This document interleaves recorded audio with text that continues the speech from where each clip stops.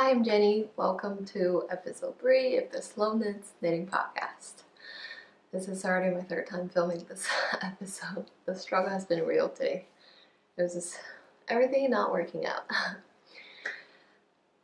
If you watched last episode and you're interested in how that market went for me, you can stick around till the end. At the end, I'm going to talk a little bit about the market and also about the SoCal Fiber Festival that I just went to. Personally, I like the knitting podcast to get straight into knitting, so I'm going to leave that till the end for those who are interested. You can stick around for that. Today I have a lot of finished objects as well as whips to share with you. In my first episode, I shared that I had 5 whips. I think it later turned into 6. And it was giving me stress. I was feeling quite stressful about having that many whips, and I just feel like I need to finish all of them. But at the same time, I have so many new things I want to cast on. Until at some point I decided to just mentally organize these whips a little more and decide to label them like how I label my work. I use Asana at work to organize our tasks, and then I just decided to use some of the same labels to mark some of the whips as blocked, and therefore I am moving them into my next queue, next sprint. And 2 of them I've decided that I don't think I want to continue with them. So at the end, I actually only had 2 active whips, which is so much more manageable and less stressful for me. And since then, these 2 whips have both been finished, and then I cast 2 new whips, finished one, recast on one, finished one, recast on one. So since that time, my net active whip number has stayed the same, 2 whips. I am going to start from the original whips that I finished, and as you can see, the first one is what I'm wearing right now. This is my first ever casted on Colorwork Fair Isle sweater. I cast this on last year in September. I finished it maybe October or earlier this year, but there is a huge fit issue with the original of this sweater, and sometime last month, one morning, I was looking at this and the urge to rip it just came to me, so I cut off the original sweater starting from here and completely reknit this sweater. And last time you saw this one, I think I have already finished the body and I just need to pick up for the sleeves. Since then, I have finished the sweater. So this part of the sweater is a free pattern. And for the rest of the sweater is all freestyled. I had this little ribbing, this little neckline thing. I had some ribbing and then I folded in, sewed them down. This is a motif. These are all motifs that I found from different patterns. So the bottom, I end up doing a 2x1 ribbing with a orange color cast off. And because I love this motif so much, I also put 3 stripes of it on my sleeves. I didn't do any sleeve decreases until the very end, and the ribbing is also 2x1 on the sleeves, and the cast off is all just basic cast off. So the original sweater, this one, because the fit was so wrong, it was way too big and boxy. After I cut it off, I kind of overcompensated a little bit. I did not do any increase starting from this point. So the sweater is actually quite fitted. It's not oversized or anything at all. It's pretty much an extra small sweater if you were to label this as the conventional sizing. This is definitely an extra small sweater, quite fitted. At first I was slightly worried about being too small, but no, it's been perfect. Because this one is a very comfortable fabric. It's not a 100% animal fiber. For the majority of the sweater, it's a 1 strand of cotton yarn held together with 1 strand of animal fiber. Sometimes it's wool, sometimes it's wool alpaca blend. And some parts, for example, the ribbing, this purple yarn is a synthetic fiber. It's a baby yarn. So the entire sweater is completely next to skin soft or comfortable for me. I think next to skin soft. The soft is not exactly accurate. For me, it's just more non-irritable. Animal fiber irritate my skin. I have very sensitive skin. So this is a very comfortable sweater to wear next to skin, or it's still has enough room for me to wear a tank top or a short sleeve underneath. Right now I have a short sleeve underneath. I love the size, the fit, the design, the color, everything. The more I wear it, I think the more I like it. I've been wearing this a lot. So this sweater is completely using either scrap yarn or one skeiners. In my, like many knitters in my first year, I bought a lot of single skein of yarn. Some are color, but some are just also even plain white yarn. I've bought several different single skein just to try out the brand, the yarn, the fiber content. Because I don't want to buy a whole sweater quantity and end up not liking the yarn, so I always just get one to test it out. But then the one skein of a white yarn, I just have to put it in somewhere to use it. So all the white, the base color, is all one strand of yarn, cotton yarn from different brands held together with one strand of, some are drops. There's drops alpaca, there is some of drops Lima, maybe Lima is not in this one, and yeah, and the color was this coral color is a DK weight 100% wool non-superwash from Knit Crate. This is back when they were still in business and they were collaborating with all of the podcasters that you know. And I used one person's coupon and it was such a great deal. I got a free box of 4 skeins of this DK weight yarn for free. I only paid for shipping. And this orange is Cascade 220 Superwash. Color is Desert Sun. It's leftover yarn from my Salty Days sweater. This purple and this blue is that baby yarn that I talked about. This is very early on yarn that I bought very early on in my knitting journey. I used the blue to knit a baby hat for my nephew, but I don't think he ever wore that hat. I just think these baby blue, baby purple color are very pretty, but I didn't really use it. They end up being perfect for this project. They are 100% synthetic fiber. I think they are lime bred. I'm not entirely sure. And this blue is slightly darker than this one. This blue is lime brand True Blue. Yeah, that's pretty much it. This is my first finished object that I am loving, and I've had a lot of wear out of this. And my second finished project is my Luna tee. I think last time I was still on the body. I finished up the body. I just followed the pattern. I did all the waist increase, waist decrease on the side. My decrease is not very invisible because this yarn is really thin, so all the knit two togethers are quite visible, so the decrease is not super duper neat. And originally I did a tubular bind off. As I was doing the bind off, I already kind of feel like this might be too tight.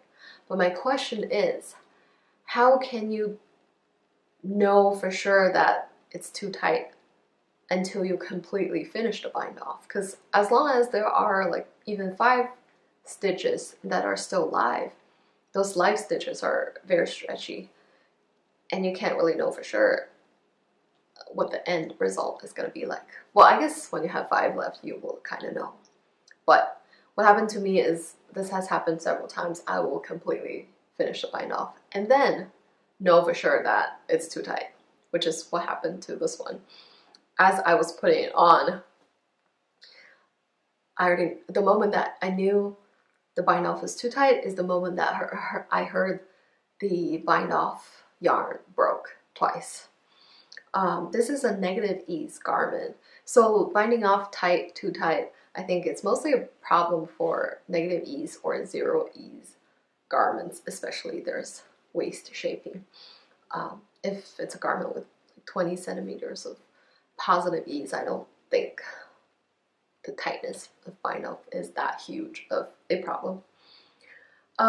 Anyway, I actually just left it there like that. The yarn didn't unravel completely or anything. I move on to the sleeves.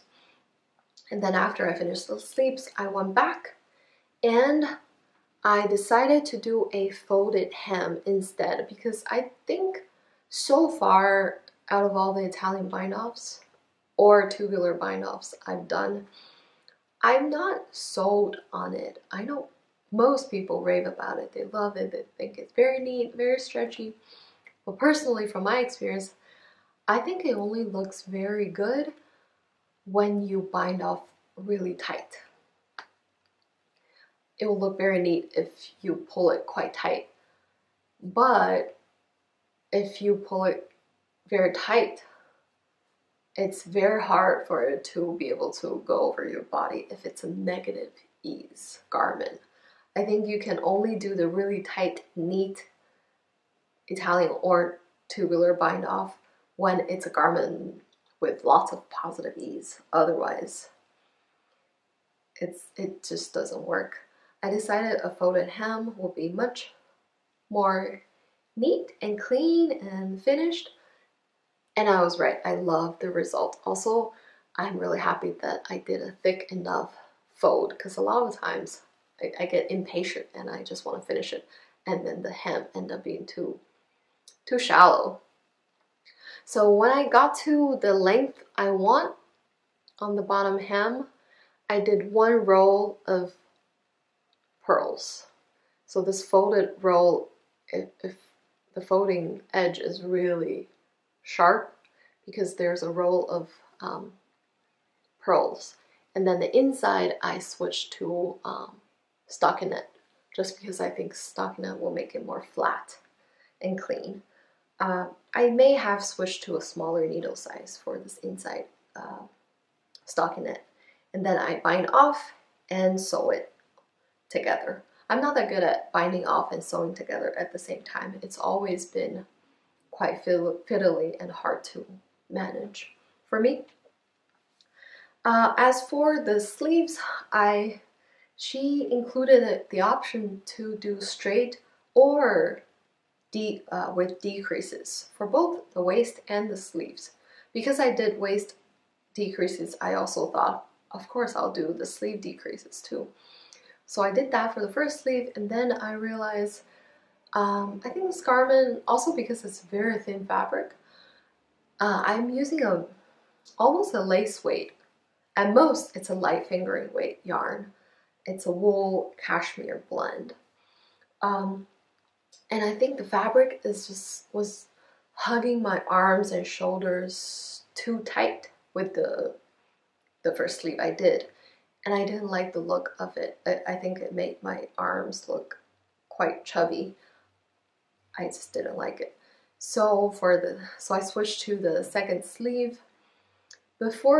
When you split for body and sleeves, the sleeve is about this long. And at that point, I didn't feel like it was hugging my shoulder, and it didn't make my shoulder and arms look chubby. So I thought maybe I'll just leave the sleeve at that cap sleeve length. So when I got to the second sleeve, I just bind off at this length to see if I like that look. And I did not, because this garment is a very elegant and classic garment. For this kind of elegant short sleeve, I think it looks the best when the sleeve is this long. So I took off the bind off again on second sleeve and just knit it straight to this length. And I end up liking this the best out of the three options that I've done. So now, so I went back to the first sleeve. So now both sleeves are knitted straight with no decreases. and I just did a basic standard bind off. I think it looks very, very neat. I like the look of the most basic bind off. I love the look of it. I think it looks very neat. I also, the other problem I guess I don't like about Italian / tubular bind off is I think it only works well with 1x1 ribbing. It doesn't work well with 2x2, because with 2x2 you have to rearrange them, and that rearranging just, you just cross the stitch to rearrange it, and I don't think it look neat at all. I don't like the look of it. I talked about this in my first episode. I started the cast on a number of size 2. So size 1 and 2 share the same cast on number, size 3 and 4 share the same number. I started with size 2, but then I realized with size 2, this middle space between the raglan, this middle space will be too small for size 2, and the raglan will look too much like this. And with size 3, it will look a little like this, with a little more of that middle space. So I actually didn't restart. I didn't want to rip it out because I already knit it this much and it took a while. I didn't want to rip it out. So I just rotate the circle. At that point, the front and sleeve, it doesn't really matter. So I rotate it. So my front is originally what size 2 sleeves look like. Yeah, I mentioned it in my first episode. And the original front and back look like this.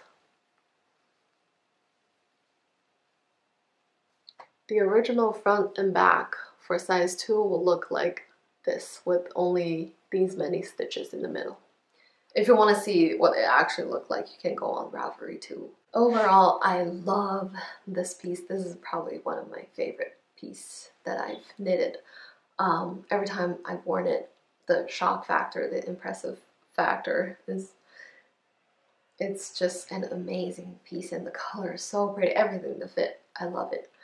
I do still have quite a bit of this green yarn left, so I did consider knitting up a little, a midi skirt to go with it, and also to be a separate skirt, because I actually saw a similar green color midi skirt on, I work for e-commerce, so we have all kinds of clothing on the site that I see when I'm working, and I saw this green skirt.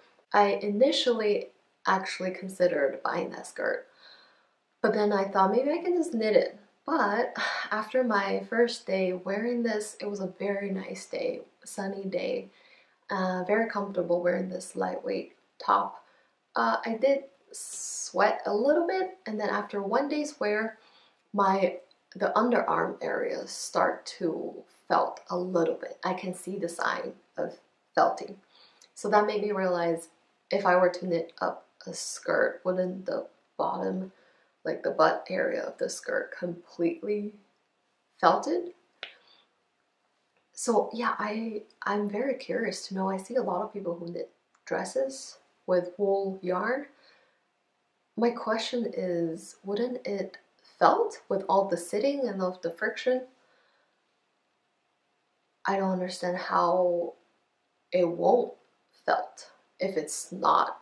So my question is, what kind of fiber content, what kind of yarn do you use if you were to knit up a skirt or dress? I'm really curious. If you have experience, please let me know. So these are the two that you've seen and I finished. After these two, I forgot which one I finished first. I think it's this one, I can't remember. After that, I cast it on my next project. That was a long-term one, slightly longer term. And it is my Seasons cardigan. This one is 100% one of my dream knits. If you watch Inga from Knitting Traditions, this year she's doing a Dream Knits knit-along. And I love that she's doing that because I have so many dream knits. I just don't start them. I think because they're my dream, I just felt like the stake is higher I just keep pushing it off. Don't start it. So I love that Inga's knit along. It's a little nudge to get you, get me, get us to start our dream knits. I really hope she keeps this going for next year, because I still have more dream knits I want to cast on. I am not a fan of basic knits, just plain stockinette cardigans or sweaters. I do not want to knit plain stockinette sweaters or cardigans at all. If it's a thing I can just buy from the store, I don't want to knit it. I want to knit unique pieces. Exhibit 1. This thing is one of the only thing that's very popular in stores that I do want to knit for myself, which is a brioche or a fisherman's rib cardigan. I want this kind of cardigan in so many colors. The yarn I'm using is Drops Air. This is number color 34, pink marble. And this color is a really pretty mauvey, pinky, soft color. But when you knit it up, because I've knitted this in a little swatch for a different stitch pattern, when you knit it up, this yarn actually looks darker than this. And it's a little too dark for me. I don't like that color. So I decided to pair it with one strand of this lace weight. This is a silk wool fuzzy yarn. It's kind of just like all the brushed alpaca yarn out there. This one is a silk with brushed wool. It's not super fuzzy like all the other brushed alpaca or mohair yarn out there, which is good because Drops Air is already fuzzy. I just want this white to lighten up this color a little bit. I also like how the strand of white silk cord gives my brioche stitch a little better definition. So that's the color of these two yarn together. I love it. I'm knitting the smallest size, and my gauge is off. I actually don't remember what my gauge was, but I know it's off. But I'm still just knitting the smallest size, and because I knit very loose and based on my swatch to have a better fabric and also to make the stitches look not too loose, I sized down a lot with my needles.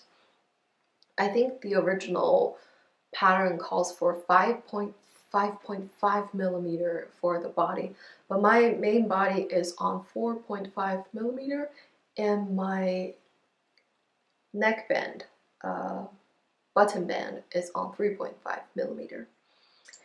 This is a very popular pattern, so I've seen it a lot. I know that people say it's fiddly with 2 sets with the double pointed needle. So how I'm doing it is the body is on a circular needle, and then my button band is each on a set of small or short cord of circular needle.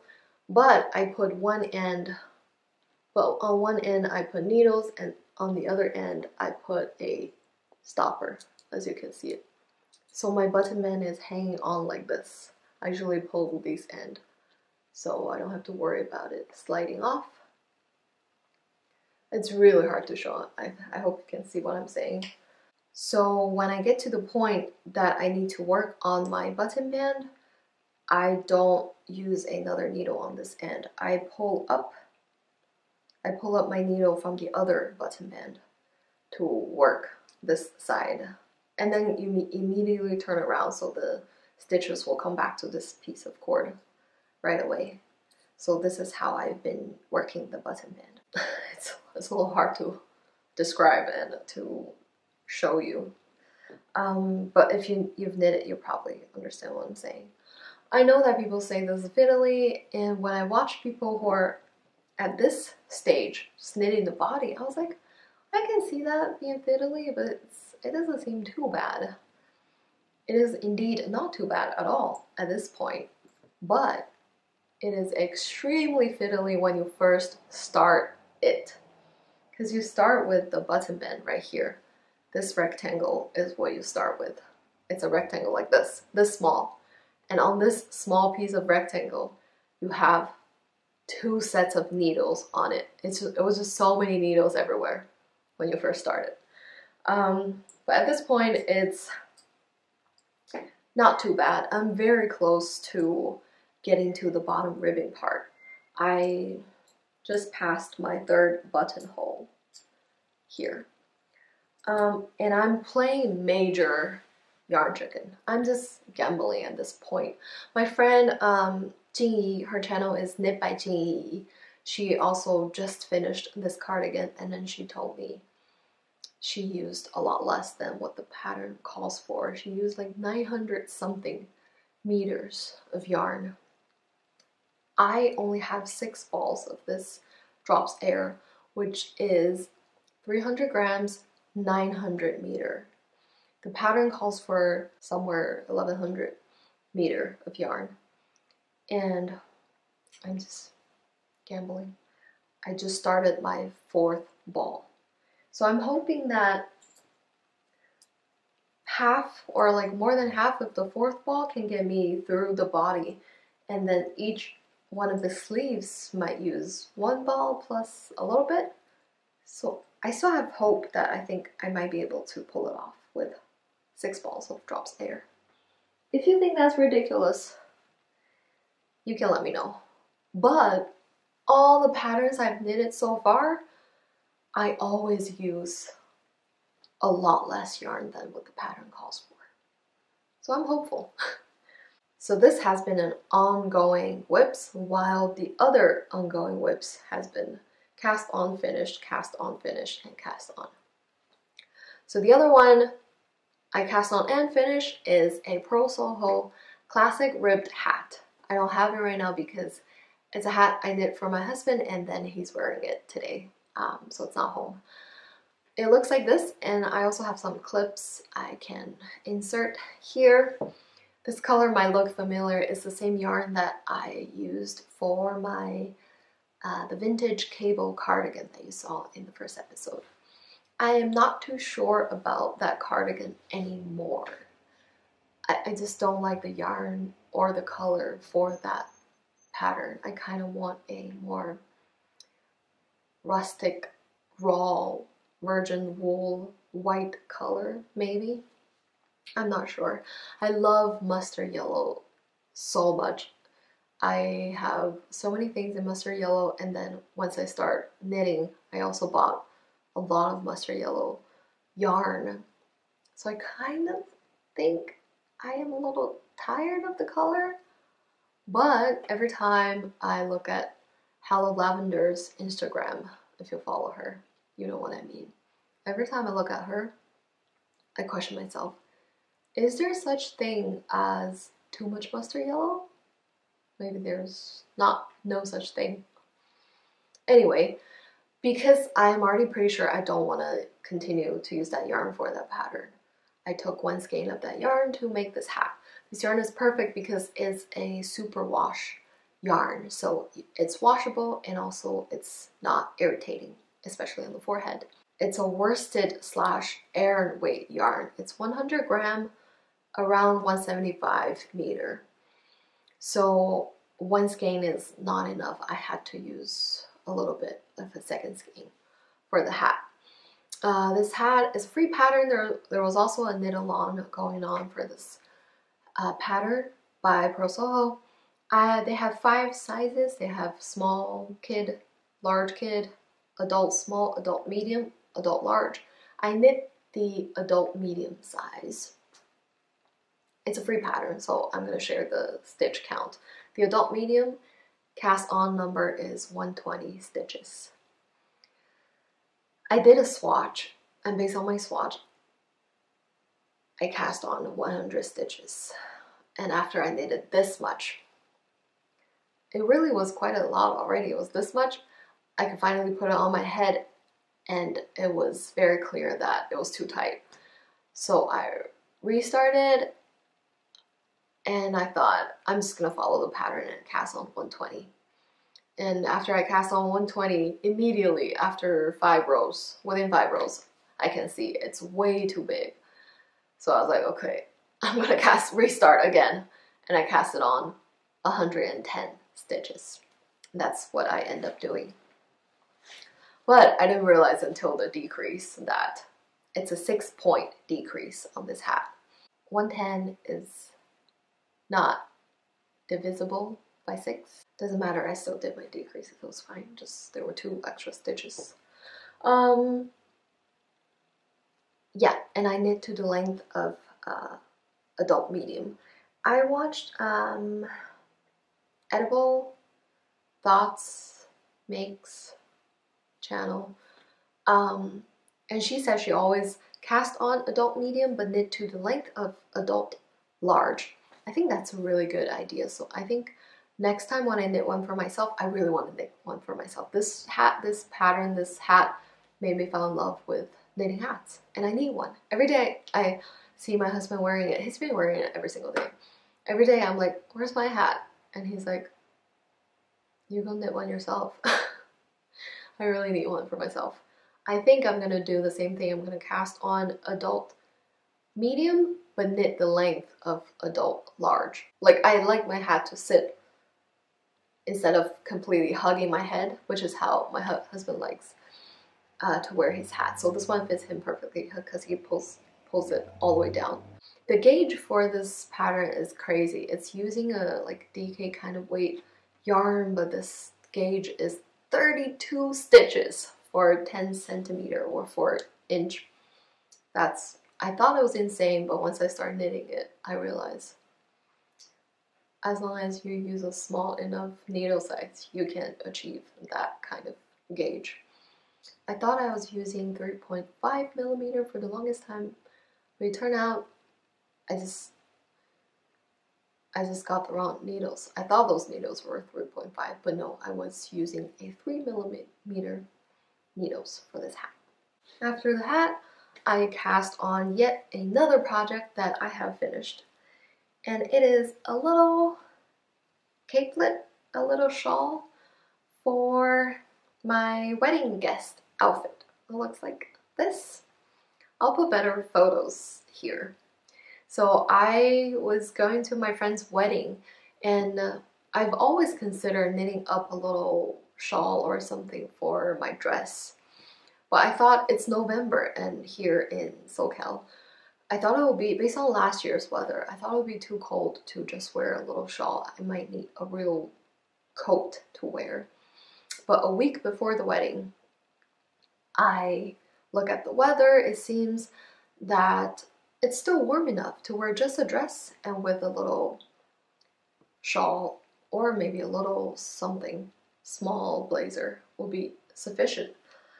So 1 week before the wedding, the Sunday, I decided to start on this little project. My inspiration, I've looked at a few of these pictures of little cape. My inspiration is this picture. After looking at a few, I still like this one the best, but I thought the cables on it makes the texture a little too much because my dress is already a floral dress, and I think the cables make it too busy. So I decided to just freestyle with some cables, but some gap, just like plain stockinette gap. And this is what I did. I knit up this much to realize I don't like how it looked. I still like something more plain, more simple. So I end up doing just a basic, this is the wrong side of stockinette, and in the middle I did 1 brioche stitch like this, and I had 6 sections. I cast it on 60 stitches, well 62 with edge stitch. This was originally my right side, but after knitting it up, I actually like the wrong side a lot. I like the other side. So it is kind of a reversible. I end up wearing it like this.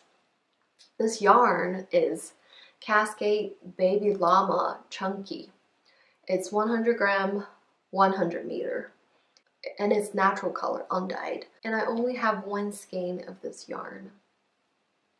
But I always do this prediction, estimation, bias. This pattern that I showed you earlier, it called for 500 meter of yarn, and I only have 100 meter yarn. But I still think, maybe I can make a little cape out of 100 meter. We'll see. And this is what happened. 100 meter only gets me this far. This far. It was literally nothing. It was this much fabric.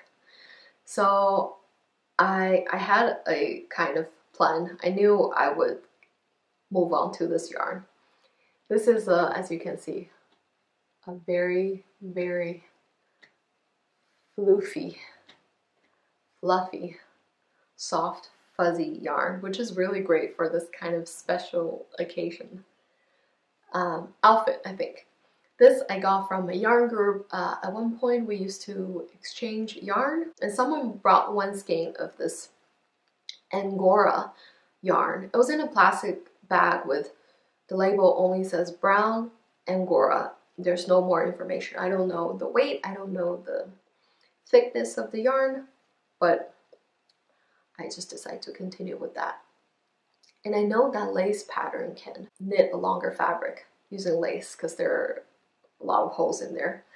So I actually did a lace pattern, but this yarn is so fluffy, you cannot see any pattern at all. Yeah, you can see nothing. So once I finished the lace pattern, which is probably this much, I started to do German short rows on the back. So therefore you can see there is the curve on the back. For the German short rows, I was just doing, what's that stitch? That is just knitting on both sides, that stitch. And I completely finished the yarn, and it ended up being a pretty good length. And it goes with my dress perfectly. It was also super functional. It was great to keep me warm, and it looks great. And surprisingly, I actually have been wearing this at home in the mornings. And mornings has been so cold here. So when I wake up, I'll put on a sweater. But I still kind of want a little shawl on my back just to keep my back warm. So I've actually been doing this at home a lot, and it added a great layer of warmth to my mornings. So it's actually been super functional lately. I love it. Oh, this yarn. When I was knitting this yarn, it was such a dream to knit with. It's so soft and buttery. I really understand now what it means when people say buttery. It feels very buttery and smooth and silky and soft and a little bit slippery. So I was really looking forward to see how it will feel on my skin. Like I said, I have very sensitive skin, and animal fiber are all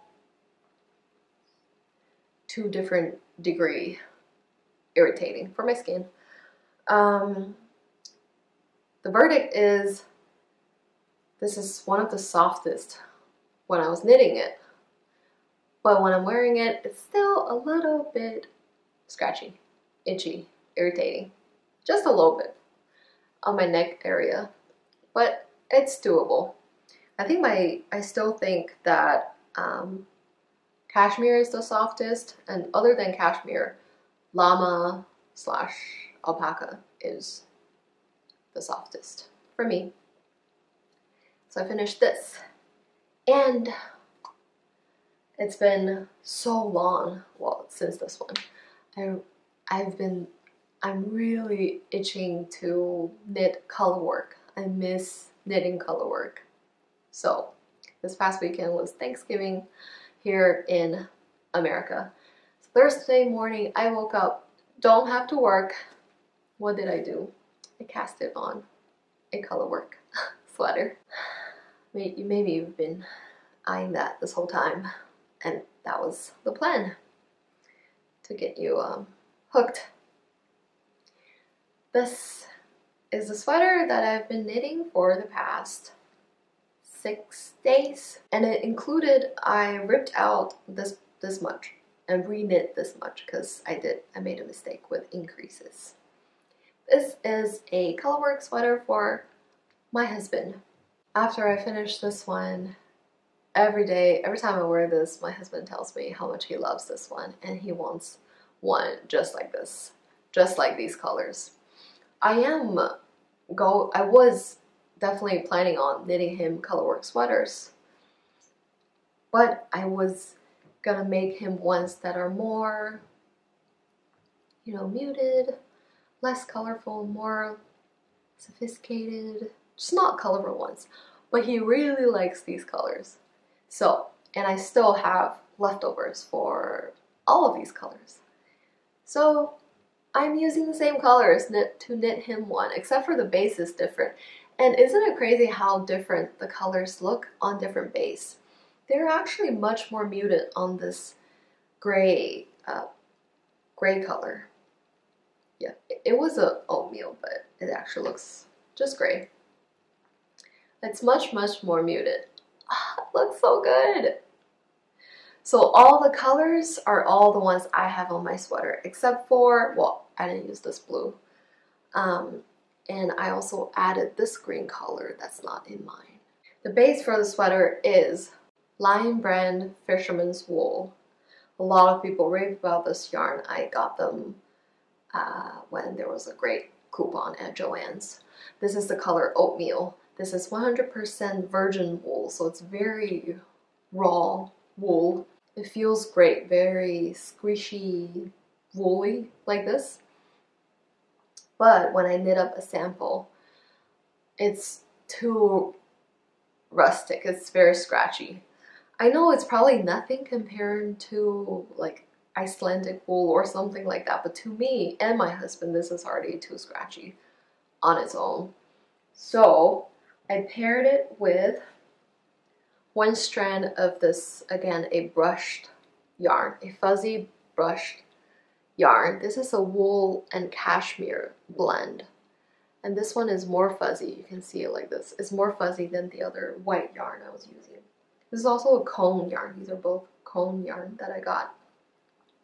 So this layer of brushed softness kind of coats this rustic yarn and makes it much softer. Not that much softer, but makes it to a acceptable level of scratchiness. Yeah, this is the swatch I did with the two yarn combined. The Fisherman's Wool is a oatmeal color, which is very accurate. It's not that gray, it's quite oatmeal-y, but the other fuzzy yarn is quite gray, so pair them together, it became gray. It feels soft enough, not super soft, but also not that scratchy anymore. So that's what I've been doing. The Fisherman's Wool is quite thick, so for this project the swatch was using a 5mm. But when I was knitting the Colorwork, I feel like 5 is still kind of too tight, especially for Colorwork. So for some of the Colorwork, I actually switched to a 5.5, which I think is perfect. It made the Colorwork very neat. And when it's just, now I'm about to go to just plain gray, I'm gonna switch back to 5mm. It looks so good. So I started up to this point. Yeah, up to this point right here. I was using a pattern from this book. I got this book earlier this year because I saw these photos on Sanders Garden's Instagram account. They post these photos and it just looked amazing. So pretty. So I wanted to get this booklet. But after I got it, I actually wasn't feeling any of the patterns. I didn't actually want to knit any of them until finally I got to use this book. So they have this pattern. They have it in both female and male version. This is the female version that they have, which I am not loving the color choice they did there. And this one is the male version. So this is the pattern I'm knitting. Well, this is the pattern I started with.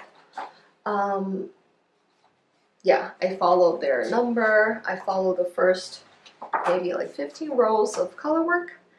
And I think the beginning of this color work, like up to here, that I followed, it actually looked quite like the new Celeste sweater by Petit Knit that everybody's knitting. I see it all over my Instagram now. But after that, I just, again, start to freestyle because I use one of these very traditional pattern motif. This is actually also from this book, that motif. It's a very traditional motif that you can find it everywhere, kind of. In a lot of places you can find it. Yeah, so this is the kind of colorwork sweater I want to knit for my husband. And I will. This kind of sweater, very traditional. I want to knit him something like this. But maybe next one, because right now he wants this one. So this pattern I use is this one. And this traditional motif has a lot of variations. I want to still do this, but in a different variation. So I end up picking this one. It might be a little hard to see. This one is from a drops pattern. So this is what it looked like for me right now. Hey, this is what it looks like on me right now. Yeah, I made a lot of progress. Color work is so addicting and it's so much fun to knit. I love it. Yeah, so this and my Seasons cardigan are my two current whips. But I might need to, I know it will be very hard, I might need to put it aside because I am going home in December and it's been so long. I wasn't gonna knit my parents' gift knits. Part of the reason is my parents live in a very warm climate. I just don't think they need knits. But I've been seeing a lot of people's gift knitting and I got slightly peer pressured. Yep. So I decided to consider knitting my parents something. For my dad, it's very easy. I'm gonna knit him a vest. The only problem is what yarn to use for him. Because at first I was thinking my dad does get cold, so 100% wool is still functional for him because I do know he wears those vests a lot. And I thought 100% wool, he can still just, you know, soak it to wash it or maybe not wash it at all. Like, sometimes I don't really wash my sweaters, right? But that would not work because my dad's a doctor and if he wears it to work and stuff, his clothing needs to be machine washed and washed and washed. It will be machine washed a lot. So I really need a trustworthy super wash yarn. I have one ball of Cascade 220 Merino superwash and I knit up a sample and I washed it and it's still very soft. It held up really well, so I decided to go with this Cascade 220 Merino superwash and I got this color. They don't have that many like very neutral kind of color. Originally I wanted to make him a like camel color, but the only like beigey camel kind of color in this line is called Walnut Heather, and it's that shade just looks kind of weird. It's not the kind of camel that I was picturing. And my dad wears a lot of he has a lot of shirts that are blue or navy, and that goes really well with this color. I end up getting 4 balls of this color. I haven't started, but I think I have to. Yeah, this week I'll have to get started on the vest for my dad. I'm pretty confident. I'm not sure if I'm overconfident. I think I'll be able to knit up that vest for him in a week. So that's the one I will be working on. So I might have to put this aside even though I do not want to. And for my mom, originally I was also gonna knit her a vest, but she actually want a shawl to go with one of her dresses. So I've been looking at shawl patterns. There's so many free shawl patterns that are great. I found this one and also this one that I am considering. I'm leaning towards this one. I think I will do this one in one of my finger and weight white yarn, and then maybe I'll hold it with this fuzzy yarn again. I think fingering might be very slow, but if I use a thicker weight, I don't want the yarn, the shawl, to be very heavy. But again, this one, technically this is a bulky weight yarn, but it's not heavy at all. It's very lightweight, very drapey. So I'm not sure if I use a thicker yarn, how it will feel. I'm not sure. If you have any suggestion on what kind of yarn or weight, kind of weight to use to knit up a lightweight shawl, but fast, because I don't have too much time. That would be great if you have any advice, suggestion for patterns, for yarn choice, for yarn weight. But yeah, those are the things that are currently on my needles and the things I am about to cast on. At the end, I don't have too much time on my memory or my battery or just time. Yeah. At the end, I'm gonna really quickly share about the market, the maker market I went to. It was such a great experience. It really was a big stepping out of my comfort zone kind of thing for me, and I loved it. I'm so happy I did that. I talked to so many great, amazing people. I met amazing makers who are so creative. I got this beautiful ceramic donut from one of the makers. How pretty is that? So pretty. I'm gonna put her name here.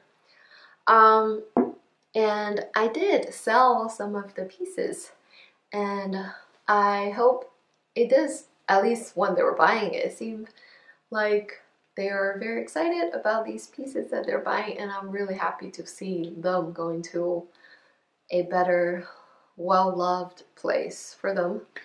And out of all the pieces I sold, especially, I'm really happy that this vest, which I was very negative about this piece. I said it was one of my biggest fail, and I really did not like the pattern.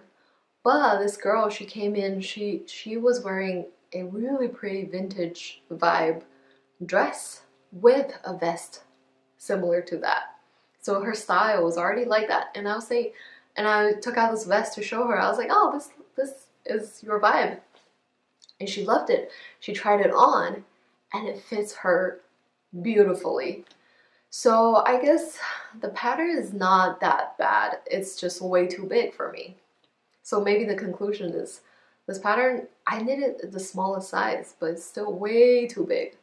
So I guess this pattern is not bad. It's just not small size friendly. So on her, this vest fit the way it was supposed to fit. You really see the shaping, the curve like this. And it looks great. I'm so happy she bought that. That was a highlight. I was really happy this one gone to a better home. And a week after this market, I also went to SoCal Fiber Fair. It was a first ever fiber festival in here, the SoCal area. It was, to be honest, a little less fun than I expected, because I think it was quite crowded. So all the vendors, there were just so many people in every booth. So when I first got there, I was quite overwhelmed by the amount of people, and it's slightly hard to get to see the yarn. And that's the moment I kind of understand people's wool and folk experience a little more. When there are a lot of people, it wasn't even that many people or crowded. at SoCal Fiber Fair, but I just felt that it was a little overwhelming and it was a little hard to see the yarn because of the amount of people. And the other thing is I kind of feel like this kind of event is a lot about buying yarn. So I think for people who have the budget and the willingness to buy a lot of yarn, it might be a lot of fun for them. But I do not have that kind of budget for myself. I'm very, very frugal. And this kind of indie dyer are all extremely pricey. So when I go to this kind of event, I only give myself the allowance to buy one special skein of yarn. So the biggest gem that I found from this fiber fair is a new dyer I haven't heard of. They're called Silver Pennies. And I got one, well, my husband got me one special yarn that is this color. It's so beautiful. Look at this. This is part of her California specials, like California colorways. This one is called California Poppy. Oh, it's so beautiful. She also has these green and orange that are the most beautiful shade of green. I was looking for color inspirations when I was there for a very exciting colorwork sweater. I'll show you once I started on that. I fell in love with her Silver Pennies green and orange, but it's just way too expensive for me. Yeah, that's it for this episode. Thank you so much for spending time with me. I hope you have a great rest of your day. See you next time. Bye!